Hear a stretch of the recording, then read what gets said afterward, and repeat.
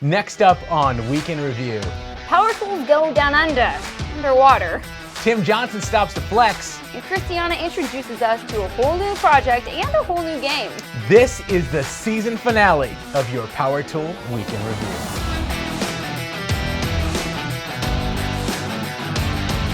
Hey guys, welcome back. I'm Rob. And I'm Sarah, and here's what happened this week in the world of power tools. Tim the Toolman Johnson from Shop Tool Reviews was at SEMA recently and didn't even say hi to us. Well, in his defense, we were there for like 3 whole hours. Yeah, still salty. Anyways, he did seem to have time for the Flex booth, which is understandable because they were showing off their new Flex XCE8125 cordless orbital forced rotation polisher.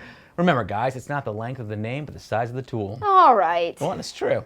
You can see what I'm talking about at Shop Tool Reviews on YouTube. You're on thin ice and it's like only segment 2. Kyle from RR Buildings decided to show off his cordless Bosch Bulldog this week. Now, he's used it for some time, but there are some things about it he doesn't seem to care about. It's got 1.9 foot-pounds of impact energy, and I don't really know exactly what that equates to because those are just numbers to me. I'm more of a realist guy on the job site. He doesn't care about the numbers. Right. Like they're just numbers? Yes, Sarah. Numbers that measure the tool. Okay, I get it. Just let it go. Numbers matter, Kyle! All right, she married an accountant, Kyle. I'm sorry. Well, if you don't care about numbers, I guess you can go watch RR Buildings on YouTube. A buddy of mine sent a video in this week from an Australian company called Trade Tools, who reviewed a set of Nemo power tools. Now, these drills and grinders are not meant for the shower, but for underwater work. Based on their website, you too can have an 18-volt, 3-amp-hour impact drill for only 1,700 didgeridoos. That's not a real currency. Which works out to about 1,100 USD. I also realized this video is from way back in April, but YouTube has to bring these videos over on a boat, so you can see for yourself at Trade Tools on YouTube. Australian videos do not come over on a boat. Wait, they don't? No, you idiot. They come over by kangaroo couriers. That makes more sense. Right, well, here's proof. Hot off the recent Roo, our buddies Mike and Dwayne from Oz Tool Talk just took time out of their Aussie schedule to review the new Bosch Bi-Turbo 8.5-inch GMC 18-volt miter saw. They've been waiting for some time to get their hands on the new Bosch, and they were not disappointed. I am a little frustrated. They kept covering up Mike with a third screen. Stop covering up my mic! You can see at least, well, half of him at Oz Tool Talk on YouTube. You know, why don't they just like scoot them over to the center of the screen where they had that clip? That's how we do it in the States. Why did you use that terrible accent? That's the only accent I have. Anyways, our last stop on YouTube is with Mark Thomas, or Mark Thomas Builder if you're fancy. Mark gave the new Milwaukee heated gloves the usual round of testing, and yes, they were warm. I did feel, however, that he spent an unusual amount of time on his manly montage. Look, we get it, Mark. You wear an extra large. What size are yours? Not important! You can watch Mark and his giant hands at Mark Thomas Builder on YouTube. Okay, that's enough of that. All right, it's time again for some actual work with Rob Robillard. Hey, Rob. Hey, guys, how are you? Are you getting ready for the holidays? I'm going to be hanging our Christmas lights in the studio later. And I'm going to be renewing our insurance policy. Okay, I want to talk to you about using French cleats. A French cleat is a strong and simple and inexpensive way to mount heavy objects or to create a hidden removable mount. And you might ask what a French cleat is, because I know you're thinking that, Rob. A French cleat is 2 interlocking pieces of wood or metal, each with matching interlocking 30 up to 45 degree bevels, opposite bevels. The 2 cleats are connected together, and the object that you're trying to hang is kept in place by its own weight, gravity.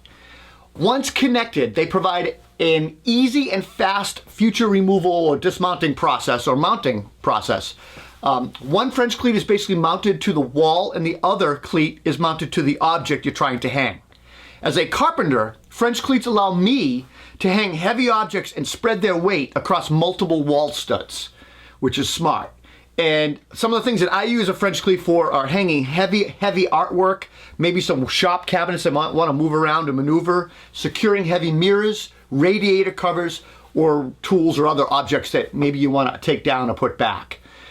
If you'd like to learn more about how I make and use French cleats, check out the video that I just published on my YouTube channel this past week. I hope you guys have a great day. Take care. You too. Thanks, Rob. All right, who's ready for a make or break? When you go to buy a bike, what's the first thing that you test? Like the throttle, the brakes, the horsepower. Oh, sorry, I mean like a bicycle. What would you test on a bicycle? Oh, spoke playing cards, speed stickers. The comfort of the seat, that's right. You make sure the seat is comfortable, and that's exactly what Brent from Colmar Projects did when he made a wooden bicycle. Well, now the seat was actually the last thing that he built, but he did not sacrifice comfort when he made the thing from a solid piece of wood. Apparently, the comfort is all in the shape he chose. The bike is gorgeous, and the seat just pulled the entire project together. You can find this wooden seat video and the video for the wooden bicycle at Colmar Projects on YouTube. Christmas is going to be here before we know it, and if you are anything like me, your to-do list is growing by, well, the hour. And if you are planning on making any gifts this year, you really need to watch this video from Get Hands Dirty. Christiana made her own version of a popular game that is often played in pubs in Denmark called Klask. She mostly used her CNC machine and her 3D printer to make the board and the little pieces. And seriously, this game looks like so much fun. I think we need to make one of these for our new studio. Yeah, we do. You can find the project at Get Hands Dirty on YouTube, or you can find the game Klask pretty much all over Europe. Speaking of handmade Christmas gifts, DIY Montreal shared a video where she made a couple styles of coasters out of wood and epoxy. Something that I really loved about this project is that she used a lot of scrap wood from her shop to make these. You can make these pretty quickly and use many different patterns and different colors for anyone on your Christmas list. You can find this video at DIY Montreal on YouTube. That's it for this week's Make or Break. If you have a project that you would like me to share on the show, all you need to do is send them to me at projects@coptool.com. All right, everybody, have a seat because it's time to review the construction news with the Construction Junkie. This week we head out to Las Vegas. No, I can't fly anymore. It's figurative. Sarah, calm down. Vegas, of course, is home to over 11 million square feet of meeting, exhibit, and trade show space. But this March, a couple new records will be broken with the opening of the Caesar Forum, where not one, but two pillarless ballrooms will boast 110,000 square feet each. That's a lot of unsupported roof. Shane, the CJ himself, was able to tour the place recently and sent back a photo that shows off the engineering feat while also reminding us that hotel carpet will never get any better. Do you want to start a career on the job site but don't want to bother with college? That's not a problem. The U.S. Bureau of Labor Statistics published a top 10 paying construction jobs requiring only a high school diploma or GED. Carpenters were number 9 at $46,000. Plumbers make a decent $53,000, which is why I'm hitting up Eric from Mechanical Hub for a loan next time I see him. And the number 1 spot goes to elevator installers and repairers. Wait, that's a profession? No, Sarah. Elevators naturally grow. Ow!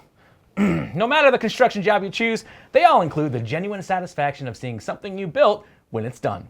For those stories and all your industry news, be sure to visit constructionjunkie.com. Before we close out the last episode of Season 2, let's head over to Instagram for some of our favorite posts from this week. We've all been there, Melbourne Chippy Chick. You've taken the time to line up the shot perfectly, you hit record, call action, and out of nowhere, someone steps into the frame and ruins the shot. It was one time! Anyways, the Canadian carpenter shared a video from 5 years ago of him using his favorite Makita magnesium saw. This gives us a rare look at the 17-year-old version of Joe. Third Coast Craftsman posted an impossible looking joint, but doesn't finish putting it together. And now I can't sleep! Okay, you'll be fine. Our buddy Ethan from the Build with Ethan hosted the Residio event in Austin, Texas, and got to host a panel with designer Jonathan Adler, Frederick Eklund from $1 Million Listing, and freaking Mike Holmes! Consequently, Ethan is now too cool for us. What you gonna do?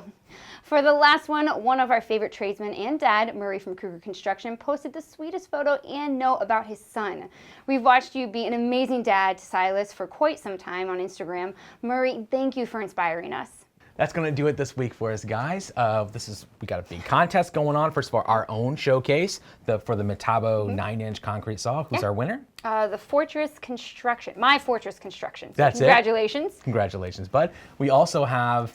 There's a couple contests going on right now. Yeah, so our sponsor, Ohio Power Tools, currently in the midst of their 12 buckets at Christmas. They give out something new every day. We're the second bucket. We are, and it's awesome. You need to go amazing. see it. Yeah. So, and who else is doing a 12? Toolbox Buzz just started their 12 days of tool miss, Yep. so you don't want to miss that one either. Yep. There's gift guides too, aren't Oh, there? a ton of gift guides everywhere. The Essential Craftsman was one that we saw Yeah, earlier his that was we really really cool. liked. I really So go liked check that his. out. We'll put links to any of those that we find in the description below as well. Yeah. And so that's kind of it for us. As we alluded earlier, this is actually the very last episode of Season 2. So this last year, the first year, we went 52 straight weeks, which took us into February. We started our season 2. This time we're going to start our season 3 on January 3rd at the very beginning of the year. There's a lot of fun stuff coming around the corner. There is. We have so many exciting things to tell you guys about. But in order to get all those things accomplished, we're going to be taking the next 3 weeks off from the show. There's still videos. There's plenty of content coming out. We still have a lot of stuff from SEMA that we need to launch, and we'll be on Instagram too. So yeah, so if you want to see what we're doing as we go through our process, then by all means follow us over on Instagram. We do a lot of Instagram stories there, and we chat with a lot of you that way. So if you got something to say or got a question to ask, that's how you can do it. I think the most exciting thing is after 3 years, we're saying goodbye to this studio, and we're moving to a brand new place we're very excited about. We're going to have 5 acres, wooded, and a huge studio, and room for a shop. So much room for metalworking shop. I know, it's going to be a dream come true for us. We're very, very excited. So lots of cool things coming. So follow us on Instagram if you want to keep up with it. But again, we're going to take 3 weeks off so we can get all that done. But don't forget to like and subscribe, because there's still a lot of content coming out while we're gone. And guys, we'll see you not next week.